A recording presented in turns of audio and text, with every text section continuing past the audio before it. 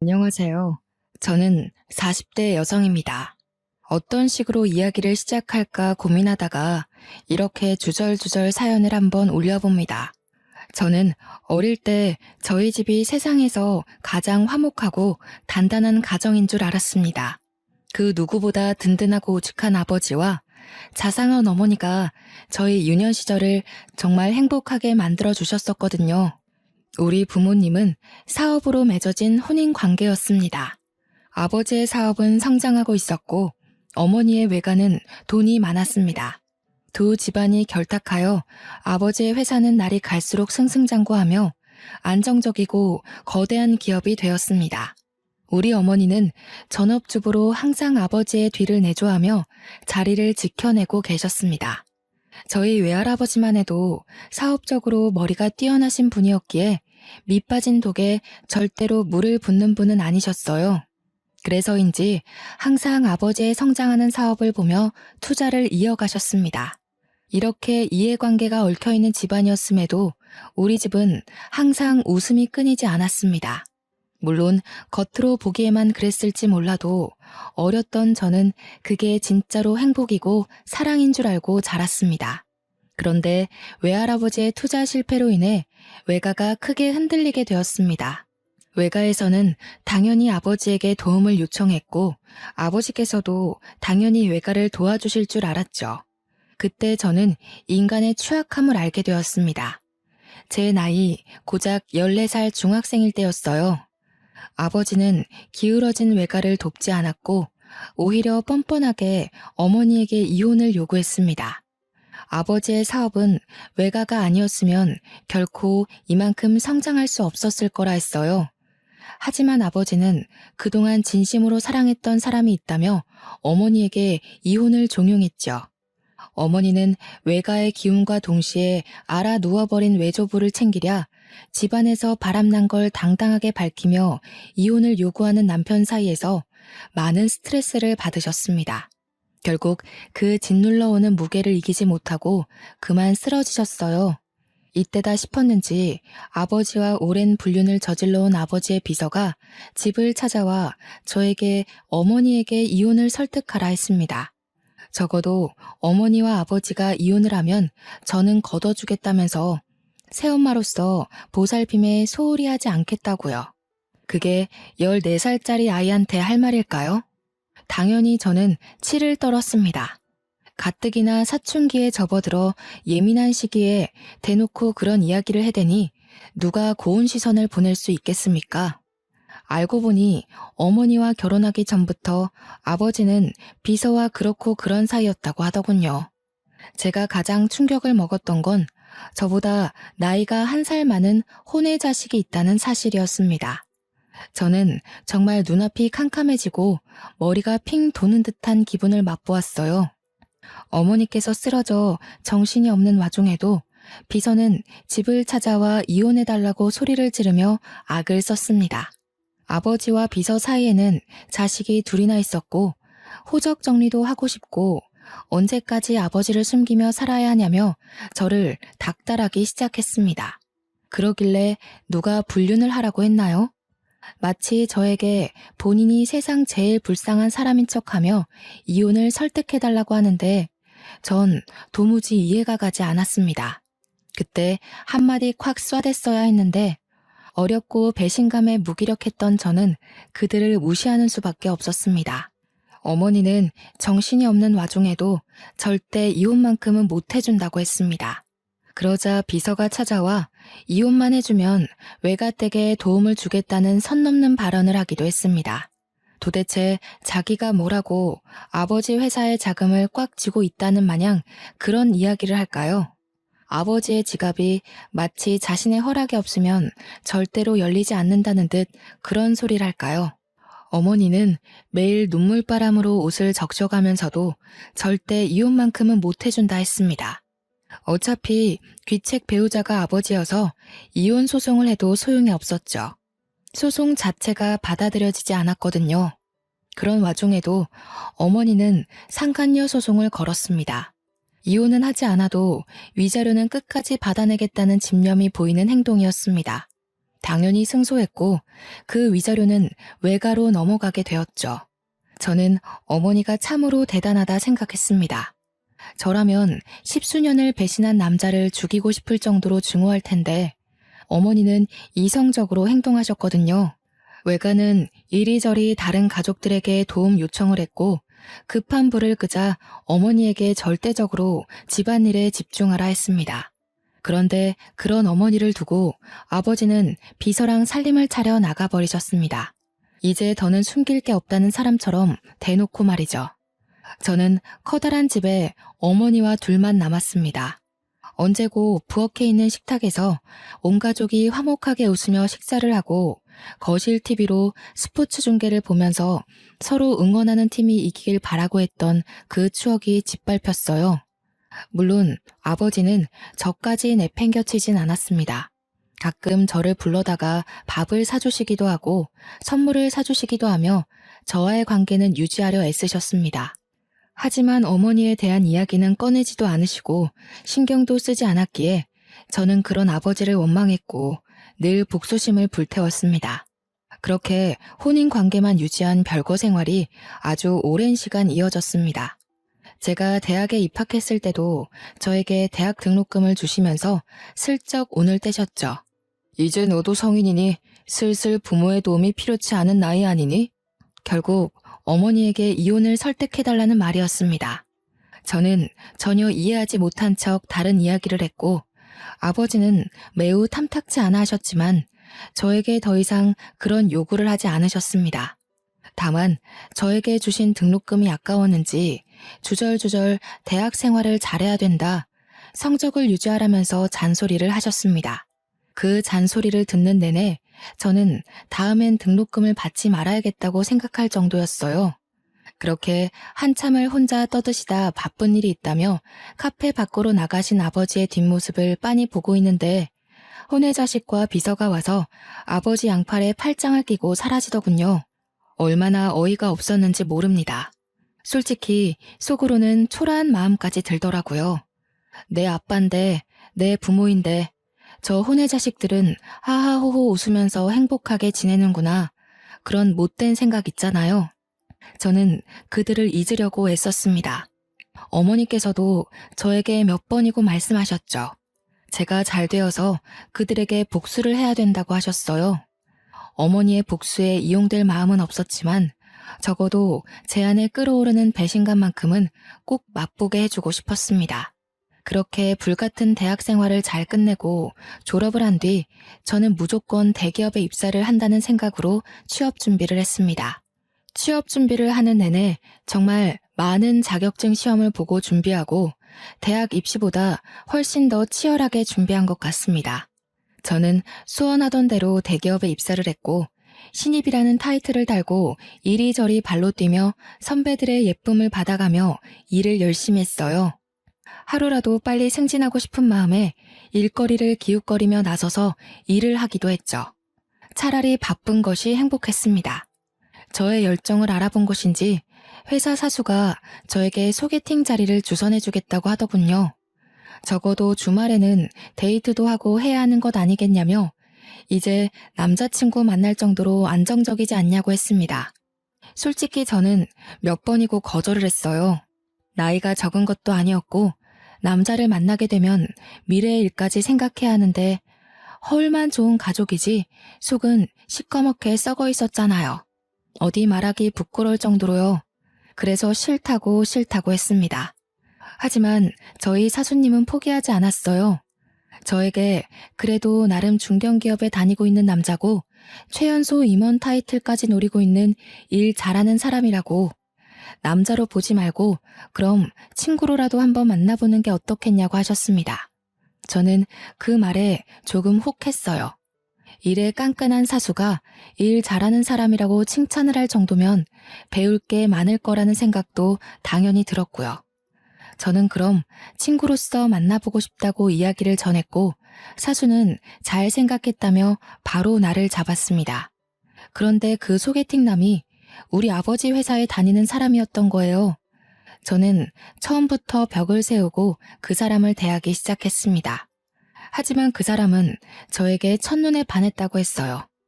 몇 번이고 끈질기게 저에게 데이트 신청을 했고 매번 매너 있는 모습으로 저를 대해주곤 했습니다.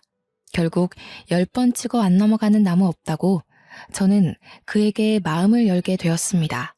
남자에게 그 회사가 우리 아버지 회사라고 입 밖에 꺼낸 적은 단 한 번도 없었어요.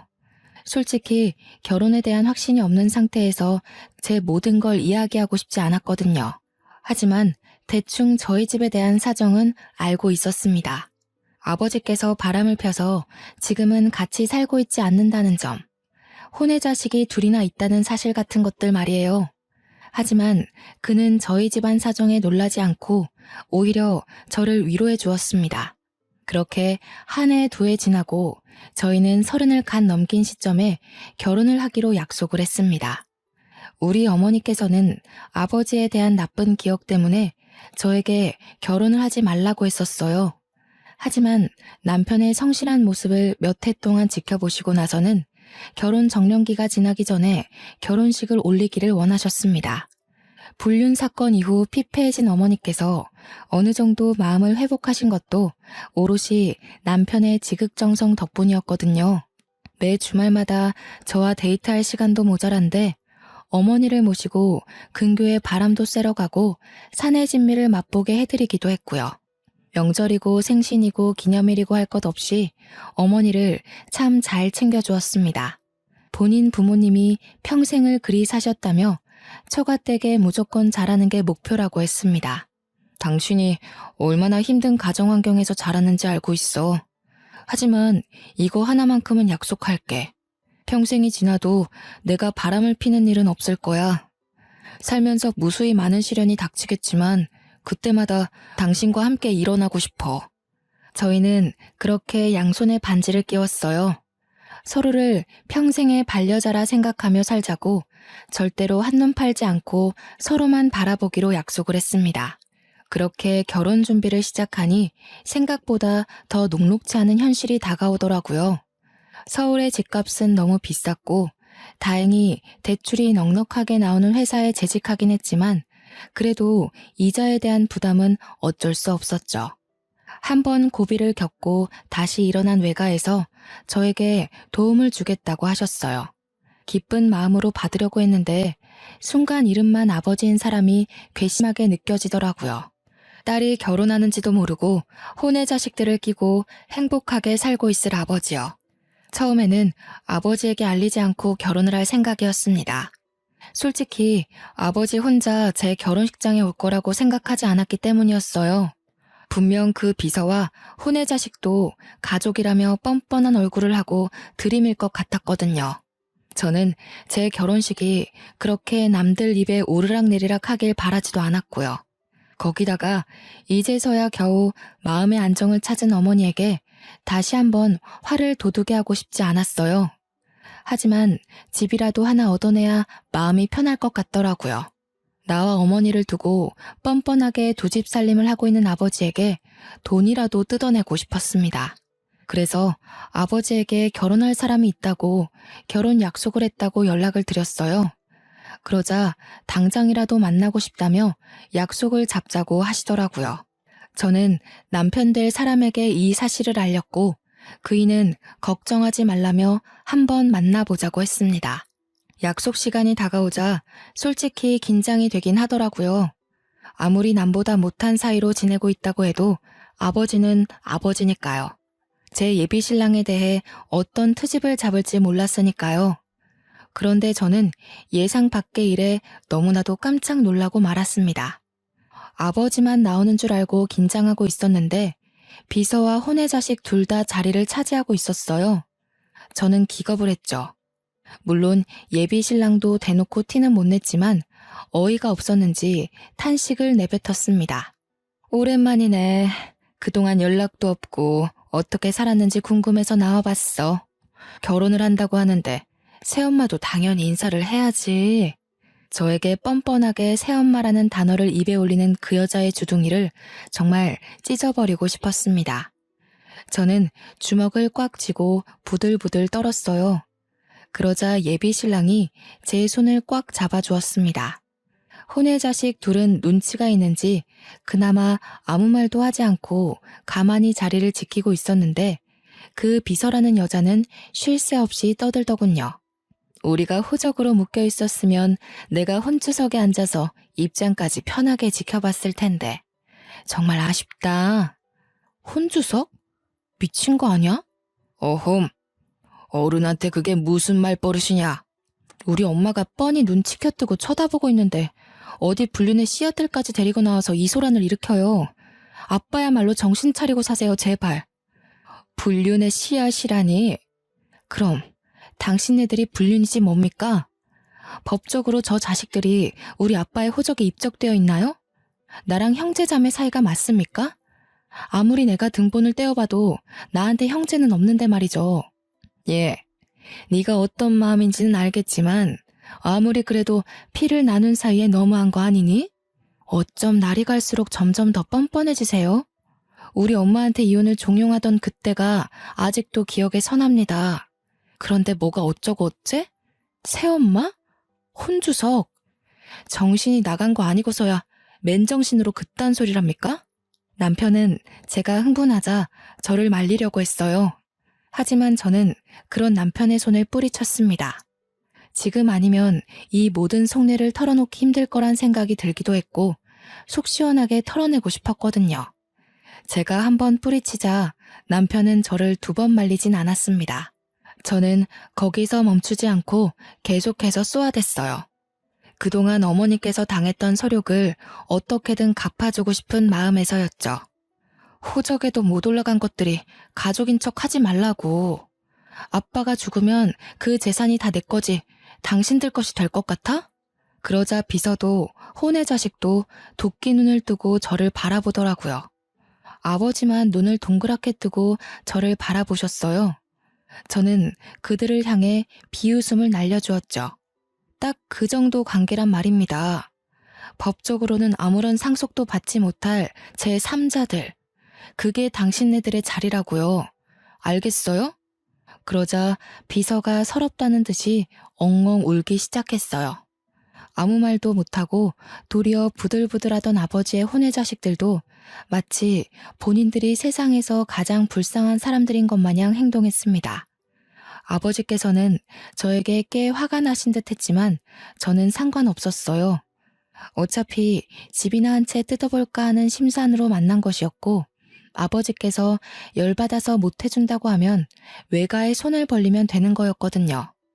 남편만 제 속을 정확하게 모르니 발을 동동 굴렀죠. 본인도 이 정도의 싸움은 생각을 못한 것 같았어요. 게다가 지금 앞에 앉아있는 사람이 본인 회사 사장님이니까요. 어쩜 말을 그런 식으로 할 수 있느냐. 네 애미가 그리 가르치든 어디 그 입에서 우리 엄마를 올려요. 내가 보고 배운 게 뭐겠어요. 불륜? 뻔뻔함?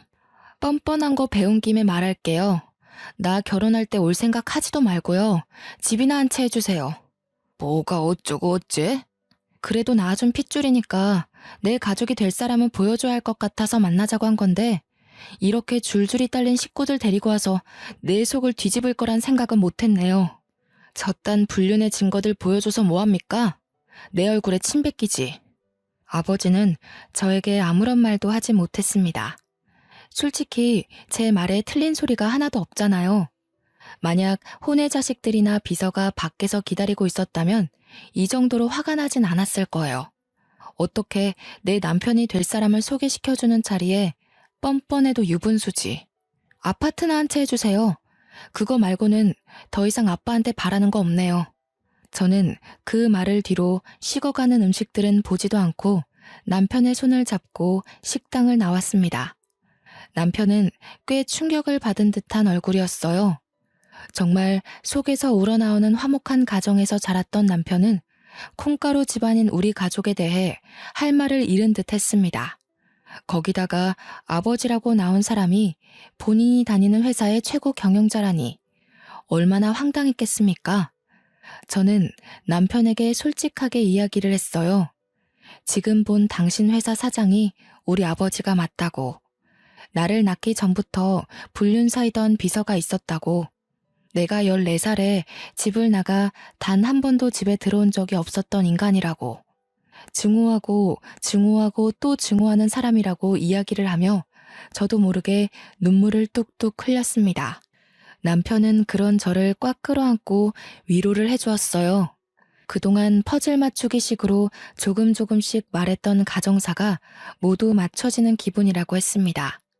그러면서 본인 회사 사장이 저런 파렴치한 인간인지 몰랐다고 너무나도 큰 실망이라고 했습니다. 회사에서만큼은 애사심이 강하고 회사를 위해 무엇이든 할 수 있는 사람인 것처럼 굴었는데 그것이 다 거짓부렁이었다면서요. 저는 남편에게 단 한 번도 이직하라는 소리를 해본 적 없었습니다. 하지만 남편은 저에게 이런 회사에서 미래를 꿈꿀 수 없다고, 결혼을 해야 할 시기에 미안하지만 이직을 하고 싶다고 했어요. 저는 남편에게 하고 싶은 대로 하라고 했습니다. 그렇게 3일이 지나고 아버지에게서 뜻밖의 연락이 왔습니다. 만나자고 했지만 저는 만나기 싫다고 했고 아버지 회사 사람이 저희 집으로 심부름을 왔어요. 바로 아파트 계약서였습니다. 아버지는 저에게 미안하다며 아파트를 한 채 결혼 선물로 주겠다고 하더군요. 저는 솔직히 당황스럽긴 했지만 애초에 이것을 뜯어내려 그 더러운 만남을 했던 거니까 주는 건 받겠다고 했습니다. 그리고는 결혼식 당일까지도 연락을 하지 않았어요. 은근히 청첩장을 주길 기다린 눈치였지만 저는 절대로 날짜와 식장을 알려주지 않았습니다. 저는 아버지가 마련해주신 신혼집에 들어가는 날에도 절대로 연락을 하지 않았어요. 남편은 약속대로 이직 준비를 시작했습니다. 물론 많은 걸림돌들이 있었죠. 남편이 워낙 능력이 출중해서 회사 임원들이 바지가랑이를 붙들어 매고 말렸기 때문입니다. 집으로도 몇 번이나 찾아왔었는지. 하지만 이미 떠난 남편의 마음을 다시 붙잡기란 어려운 일이었죠. 그동안 따냈던 계약건들도 많았고 워낙 성실하게 일해서 주변 평판이 좋았던 남편은 더 좋은 조건으로 승진하여 다른 중견 기업으로 이직을 했습니다. 저희는 더욱 여유롭게 생활을 이어나갈 수 있었어요. 이직한 이후에도 몇 번이나 아버지 회사 임원들이 찾아와 앓는 소리를 했지만 저희는 싸그리 무시를 했습니다. 아무리 생각해도 임원 자리를 제시하지 않는 이상 남편이 다시 한번 이직을 할 이유가 없었거든요. 주위의 모든 것이 정리되는 느낌이 들자 저희는 하루라도 빨리 이세를 갖자는 결론에 도달했습니다. 양가의 축복 아래 정말 계획했던 대로 임신에 성공하고 늘 제가 바람 불면 사라질까 아껴주시는 시부모님 덕에 행복한 시간을 보내고 있었습니다. 애가 애를 낳는다면서 저희 어머니께서는 제 임신 사실에 기뻐하시면서도 걱정을 많이 하셨어요. 하지만 저는 보란듯이 순산을 했고 어여쁜 공주님을 낳았습니다. 다니던 회사는 육아휴직을 내었고 육아에만 전념하게 되었죠. 그렇게 육아를 도와주러 오신 어머니와 합가를 하게 되었습니다. 저희 집안은 아이의 웃음소리에 끊임없이 행복함을 느끼며 살게 되었어요. 비로소 정말 하나의 가정이 완성된 듯한 느낌을 받았습니다. 알게 모르게 저도 아버지의 부재로 인해 많이 상처를 받았더라고요. 이렇게 아이까지 낳으니 더더욱 아버지의 행동이 이해가 되지 않았습니다. 그렇게 몇 년이 더 지나고 사건이 생겼습니다. 아버지의 회사에서 남편이 일하고 있던 파트에 문제가 생겼는데 남편이 도맡아 하던 직책이라 아버지의 회사에서 남편을 애타게 찾는다는 것이었어요. 집이며 회사며 몇 번이고 찾아와 좋은 자리를 줄 테니 이직을 생각해달라고 했다고 하더라고요. 아니, 회사 운영을 어떻게 했길래 사람 하나 비웠다고 그렇게 죽는 소리를 할 수 있는 건지 이해가 되지 않았습니다. 남편은 좋은 자리라는 말에 꽂힌 듯 싶었어요. 임원 자리를 내어주겠다는 소리로 들렸거든요. 결국 회사 임원들로는 설득이 안 되겠다 여겼는지 아버지께서 어느 날 집으로 찾아오셨습니다. 집에서 육아를 도와주고 계시던 어머니와 눈이 마주치자 무척이나 당황하신 듯 싶었지만 저희는 지은 죄가 없으니 당당했죠. 아버지께서는 결국 남편에게 아쉬운 소리를 잔뜩 늘어놓으셨습니다. 저는 이때가 기회라고 생각했어요. 그럼 임원 자리라도 주시고 스카우트 하셔야 하는 거 아닌가요? 다시 이직만 해준다면 내가 이사 자리를 내어주겠네. 우리 회사에 꼭 필요한 사람인 걸 내가 몰라서 이러겠나. 그래 여보. 어차피 아빠 회사에 직계 혈통은 나 하나 아니겠어? 하면서 아버지를 빤히 바라보니 헛기침을 한번 하시고는 땀을 닦으시더군요. 저는 그런 생각을 했어요. 혼의 자식들이야 아버지 호적에도 올라가지 못한 인간들인데 이 회사를 가질 사람은 저밖에 없다고요. 어릴 때 아버지께서 야금야금 증여해 주신 주식도 꽤 가지고 있으니 이 회사 차기 주인은 제가 되어야 한다고 생각했습니다. 아버지께서 남편에게 이사 자리를 주면 오히려 저에게 든든한 뒷배가 될 수 있을 거라 생각했고요. 저는 절대로 혼의 자식들이 아버지 회사를 탐내거나 혹은 콩고물 떨어지길 기대하지도 못하게 만들고 싶었거든요. 아버지께서는 제가 말하는 건 모두 들어주실 것처럼 행동했습니다. 남편은 고민을 좀 해보겠다고 했으나 이미 마음이 기운 듯했어요. 아무리 좋은 조건의 회사를 다니고 있다고 해도 중견기업 이사 자리가 쉬운 게 아니잖아요. 아버지가 긍정적으로 생각해 주길 바란다며 아쉬운 소리를 하시고 나가시자 어머니와 저는 남편을 설득했습니다. 우리 딸 말도 틀린 게 없네 이서방. 어차피 저 인간의 호적의 하나뿐인 자식이고 혹여라도 저 인간이 잘못되기라도 하면 그 불륜의 증거들과 싸워야 할 수도 있네. 물론 법적으로는 우리 쪽 지분이 많긴 하지만 그래도 자네가 임원 자리를 차지한다면 훨씬 수월하겠지. 내 생각도 마찬가지야. 우리가 저 회사를 꿀꺽할 수 있는 좋은 기회라고 생각해. 당신이 뒤에서 임원들 설득만 하면 내가 언제라도 아버지 뒤통수를 칠 수 있지 않겠어? 물론 아빠도 대비를 어느 정도 해두긴 하겠지만 남편은 연봉도 오르고 나이 40대에 최연소 임원 타이틀을 얻을 수 있다는 명예로운 일에 동참하지 않을 이유가 없다고 했습니다. 이직을 하겠다고 마음을 먹으니 그 뒤로는 아주 일사천리로 술술 풀렸죠. 남편은 성대한 환대를 받으며 다시 아버지의 회사 임원 자리를 차지했고 연봉도 엄청나게 올려받을 수 있었습니다. 능력이 출중했기에 그 누구도 토를 달지 않았어요. 아버지의 혼의 자식들이 조금 불만을 토로했다고 하긴 하더라고요. 본처의 자식만 챙기는 것 아니냐고요. 그도 그럴 게 아버지의 혼의 자식들은 돈을 쓸 줄만 알았지 벌 줄은 모르는 사람들이었거든요. 오죽하면 아버지께서 대놓고 낙하산으로 회사에 꽂아주기까지 했었는데 사고만 쳐서 결국 잘렸다고 들었어요. 그 뒤로도 뭐 딱히 일을 하고 있다는 소리도 들어본 적 없었고요. 그러니 당연히 비서와 혼의 자식들도 위기감을 느끼긴 했을 거예요. 저는 그 부분을 노린 거고요. 복수는 원래 차근차근 한 번에 해결하는 거라고 하잖아요. 기회가 찾아왔어요. 아버지께서 갑자기 쓰러지신 거예요. 저는 아버지의 걱정보다 드디어 이 회사를 가질 수 있을까? 아버지에게 어떤 복수를 해야 어머니의 마음이 시원해질까 하는 생각을 하게 되었죠. 그런데 생각보다 일은 더 심각했어요. 아버지의 병명은 췌장암이었고 손쓸 수 없이 악화되었을 때 발견이 된 거예요. 병원에서도 연명치료 말고는 더 이상 해줄 게 없다면서 3개월 시한부를 선고했다고 했어요. 그러자 아버지는 본색을 드러내기 시작했습니다. 내 이야기는 이미 사위를 통해 들었겠지만 나에게 남은 시간이 별로 없다. 의사놈이 3개월 살 수 있을 거라 하더군. 그래서 내가 슬슬 정리를 시작하려고 한다. 회사는 어떻게 하실 건데요? 저는 솔직히 저를 직접 찾아온 아버지에게 조금의 기대를 했어요. 아무리 그래도 호적상 존재하는 유일한 자식이고 저를 25년이 넘는 세월을 어머니와 함께 방치해뒀으면 마지막 유종의 미는 제대로 거둬야 한다고 생각했죠. 하지만 제 예상과 달리 아버지는 뻔뻔함의 극치를 넘어선 파렴치한이었습니다. 내가 가진 주식 중의 일부를 너에게 증여하기로 했다. 하지만 회사는 안 돼. 그건 우리 첫째 아들의 몫이다. 우리 첫째요? 그렇게 날선 반응하지 말어.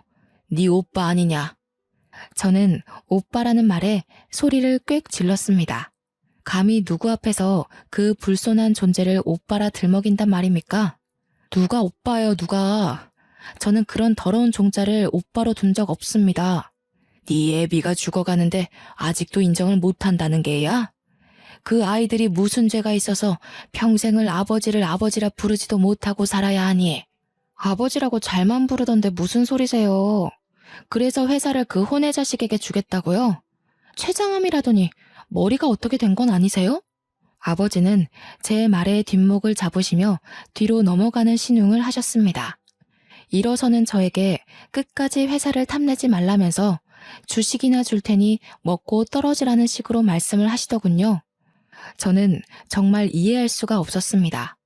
아무리 그래도 어머니와 저와 함께 살 부대끼며 살았던 시간들이 있는데 어찌 혼의 자식만 챙길 수 있는지요. 거기다가 제 남편은 아버지의 간곡한 부탁으로 이직까지 해서 회사 일을 돕고 있는데 세상 물정 모르는 망나니 같은 인간에게 회사를 물려준다는 게 말이나 됩니까? 동네 구멍가게도 아니고 중견기업식이나 되는 회사가 그렇게 주먹구구식으로 운영이 되어도 되는지 의문이었습니다. 아버지에게 혼의 자식에게 회사를 물려주겠다고 선언한 이후 저와 어머니의 휴대폰으로 비서와 혼의 자식들의 경거망동한 문자가 도착하기 시작했습니다. 그렇게 불륜불륜 노래를 부르더니 꼴 좋다는 식의 문자 메시지들이었습니다. 결국 회사를 물려받을 건 본인들이고 저희는 닭 쫓던 개 지붕 쳐다보는 꼴 됐다면서요. 어찌나 신이 나 보였는지 저한테 비아냥거리는 연락을 해대는데 기가 차더라고요. 그렇게 혼의 자식이라고 무시하고 하등생물 취급하더니 아주 꼴 좋다. 그러길래 진즉 아버지한테 잘했어야지. 우리가 회사 물려받아서 속에서 천불나겠네. 어쩌냐? 지금이라도 곱게 우리가 가족이라는 걸 인정한다면 콩고물 정도는 챙겨줄 수 있는데. 하지만 제가 바보도 아니고 그걸 그냥 손 놓고 지켜만 보고 있었을까요? 저는 아버지가 돌아가시면 준비했던 모든 것을 터뜨리기 위해 숨어 있었을 뿐이었습니다. 아버지께서 어릴 적부터 제 생일이나 크리스마스, 어린이날 같은 기념일마다 야금야금 증여해 주신 주식이 있었다고 했잖아요. 제가 가진 주식에 어머니께서 결혼할 때 받으셨던 주식, 그리고 남편이 임원일 하면서 상여금으로 받은 주식과 틈틈이 모든 지분들까지 모두 모아보니 꽤 되더라고요. 하지만 그만큼으로는 솔직히 최고 경영자 자리를 차지하기엔 어림도 없었죠. 그럴 때 구세주처럼 저희 외가가 등장했어요. 아버지께서 외가가 휘청거릴 때 한 푼도 도와주지 않고 오히려 바람난 사실을 당당하게 알리면서 어머니에게 상처 주었던 걸 계속 칼 갈고 계셨더라고요. 외가에서는 저에게 가진 주식 모두를 증여해 주셨습니다. 이날만 기다리며 틈틈이 주식을 모았다고 하셨어요. 아버지에게 복수하겠다는 일념으로 차명으로 모은 주식까지 어마어마하더라고요. 무려 주주총회를 열어서 대표를 해임시켜버릴 수 있을 정도로요. 하지만 그걸로는 준비가 조금 부족했죠. 주주총회를 열었을 때 아버지의 편을 드는 사람이 하나도 없을 리가 없잖아요. 무려 평생을 일군 회사인데 당연히 임원들은 아버지의 편이었겠죠. 그래서 남편이 발에 땀나도록 뛰며 임원들을 본인의 편으로 돌리기 시작했습니다. 꽤 오랜 시간 아버지와 함께 일했던 사람들은 아버지의 불륜을 모두 알고 있었지만 새롭게 우리 남편이 저의 짝지라는 것도 알게 되었어요. 그러자 내부에서도 반반씩 갈리기 시작했습니다. 불륜의 씨앗을 후계자로 인정을 해줘야 한다. 아니다. 그래도 하나뿐인 딸이 얼마나 고생하며 컸는데 호적상 친자에게 주는 것이 맞다. 반반씩 의견이 갈리자 저희는 승산이 있다고 생각했습니다. 그러는 와중에도 혼의 자식과 비서는 계속해서 자기네들이 회사의 주인이 된 것 마냥 굴었고요. 회사에 자리도 없음에도 자꾸 찾아와서 갑질을 한다는 소문까지 들었습니다. 지금이 바로 판을 뒤집을 때라고 생각했어요. 그렇게 2개월이 조금 지난 시점 아버지께서 돌아가셨습니다. 솔직히 하나도 슬프지 않았어요. 예전의 추억을 떠올리며 그를 회상하기에는 아주 작고 초라한 어린 시절의 기억뿐이었으니까요. 장례식장에는 당연히 혼의 자식과 비서가 자리를 차지하고 있었는데 저는 그들을 끌어냈습니다. 법적으로 상주가 될 수 있는 사람은 저의 남편이었으니까요. 그들은 끝까지 애도도 못하게 하는 거냐면서 울부짖었지만 이미 냉정해진 저는 그 사람들에게 일말의 관심도 주지 않았습니다. 당연히 아버지 장례식장에 이름이 올라간 사람은 어머니와 저, 그리고 남편이었죠. 그들에게 끝까지 보여주고 싶었습니다. 너희는 가족이라고 이름도 올릴 수 없는 제3자일 뿐이라고요. 그리고 변호사와 함께 유산을 차곡차곡 정리했습니다. 아버지께서 주식은 저에게 주되 회사는 혼외 자식에게 주겠다고 했잖아요. 그게 바로 저에게 힘을 실어주는 일이 되었죠. 장례가 끝나자마자 저는 주주총회를 열었습니다. 이미 혼외 자식이 내정자가 된 듯한 판도를 모두 엎어버렸습니다. 제가 가진 주식들의 남편의 물밑 작업, 그리고 외가의 도움까지 모두 한 방에 터뜨려버렸죠. 당연히 혼외 자식은 취임식도 하지 못한 채 빈털터리로 회사에서 쫓겨나게 되었습니다. 주주총회에서 해임이 결정되고 불복하지 못하고 끌려나가는 와중에도 저에게 욕설을 뱉어내는 게 그 꼴이 퍽이나 우습더군요. 저는 다음 최고 경영자는 전문 경영인을 두겠다고 했습니다. 주주들도 당연히 저희 남편을 예상했던 것 같지만 저와 남편은 전문 경영인에게 맡기는 것이 좋겠다는 결론을 내었죠. 아버지의 회사가 번듯하게 남아있길 바래서라기보다는 제가 가진 주식값이 떨어지질 않길 바래서라고 할까요? 가진 주식으로 들어오는 배당금만 해도 꽤 쏠쏠했거든요. 혼외 자식들은 그 흔한 주식 일주도 없는 인간들이었고요. 거기다가 지분까지 없으니 얼마나 속이 탔을까요? 법적으로도 유일한 자식이 저이니 아버지의 이름으로 된 재산은 모두 어머니와 제 몫으로 떨어졌습니다. 그제서야 혼외 자식들과 비서는 잘못했다면서 한 번만 용서해달라고 하더라고요. 사모님, 제가 잘못했습니다. 제가 돈에 눈이 멀어서 욕심을 냈어요. 그냥 죽은 듯 조용히 살 테니 저희 가족 먹고 살 만큼만 떼어주세요. 제발 간곡히 부탁드립니다. 우리 애들 아버지를 아버지라 부르지도 못하고 컸어요. 제발 자비를 베풀어 주세요. 네? 아버지를 아버지라 잘만 부르던데 어디 이제 와서 뻔뻔하게 얼굴을 들이밀어? 그 인간이 살아생전에 저치들에게 건물 하나씩 증여해 준 걸 몰라서 이러는 줄 알아? 욕심내지 않겠다더니 아주 욕심이 그득하구만. 죄다 불법 증여된 걸로 알고 있는데 세무조사 한번 받으시죠. 남편도 지지 않고 쏘아대 주었습니다. 그들은 그제서야 모든 걸 포기하고 도망가 버렸어요. 보험금이라도 나눠달라고 연락이 왔지만 세무조사를 들먹이니 번호도 바꿔버리더라고요.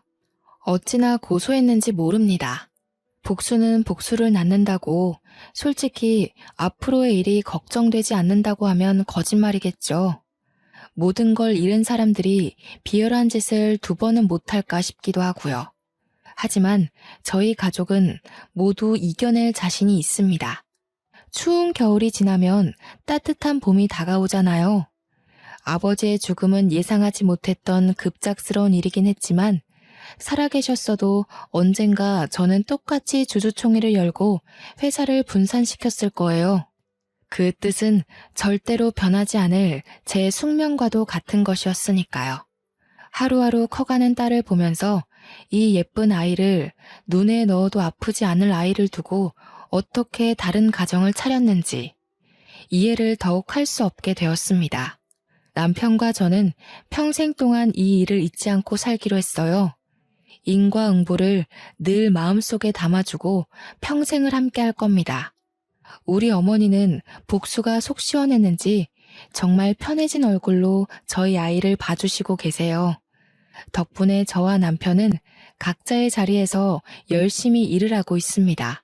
아버지의 회사는 전문 경영인 체제로 바뀌면서 더욱 성장세를 보이고 있고 제 통장도 두둑해지고 있는 중이죠.